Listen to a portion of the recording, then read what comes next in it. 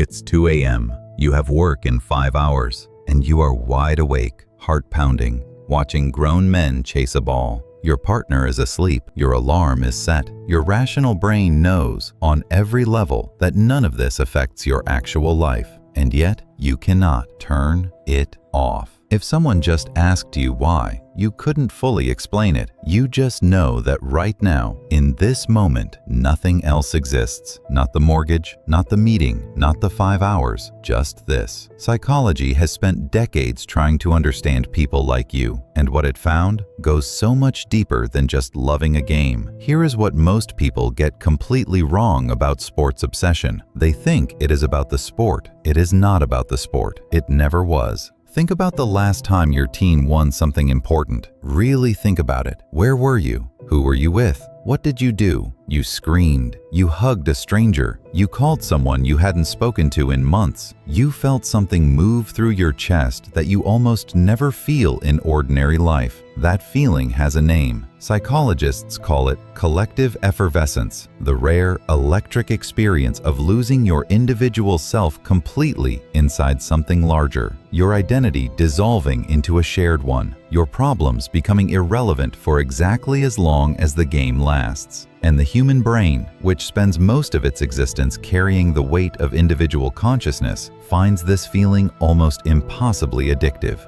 Because for those hours, you are not you are us. But here is where it gets genuinely fascinating, because the obsession doesn't live only in the stadium. It lives in the bedroom at 2 a.m. It lives in the car, radio on, hands tight on the wheel. It lives in the quiet moments when nobody is watching you watch. And that tells us something important. Sports obsession is one of the few remaining spaces in modern life where it is completely acceptable, even celebrated, to feel everything. Think about that. We live in a world that quietly discourages large emotion. Be professional, be measured, be composed. Don't be too much. But sport gives you a stage, and on that stage, screaming is allowed, crying is allowed, hugging strangers is allowed. Being absolutely, completely, devastatingly invested in something you cannot control is allowed. For people who spend the rest of their lives managing how much they feel and show, sports is the one door that stays open. It is not an escape from real life. It is the one place in real life where you are finally allowed to be fully real. Now, let's talk about the other kind of sports-obsessed person. The one who doesn't just watch, they study. They know statistics from 1987. They can tell you injury histories, transfer fees, coaching philosophies, weather conditions during a game played 6 years ago that nobody else remembers. Their brain is doing something extraordinary.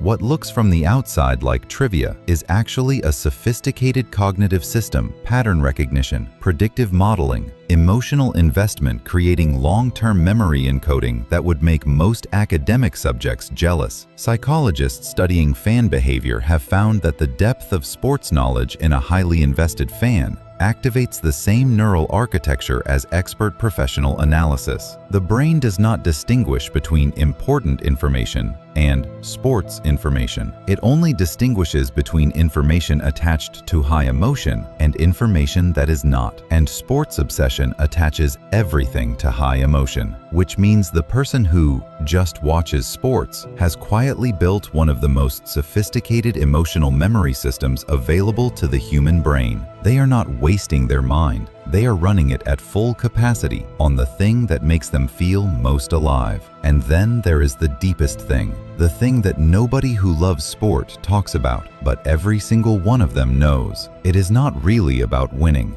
The teams that break your heart, the seasons that end in defeat, the last-minute losses, the almost moments, those are the ones you remember forever. Those are the ones that made you who you are as a fan. Because sport teaches you something that very few other things in life will, that you can invest everything, completely, vulnerably, without guarantee, and survive the outcome. That hope is worth having even when it doesn't pay off. That the capacity to care this deeply about something, regardless of whether it rewards you, is not naivety. It is one of the bravest things a human being can do. So the next time someone asks why you care so much about a game, you don't have to explain the statistics. You don't have to justify the late nights. You don't have to defend the jersey you've worn since you were 9 years old. Just know this. What they're really asking is, why do you feel things so completely? And the answer to that has never needed defending. Oh, and one more thing. If you're someone who puts everything into what you love and still gets hurt sometimes, there's a video on your screen about people who got hurt and just moved on without needing anything back. Honestly, I think it'll sit with you.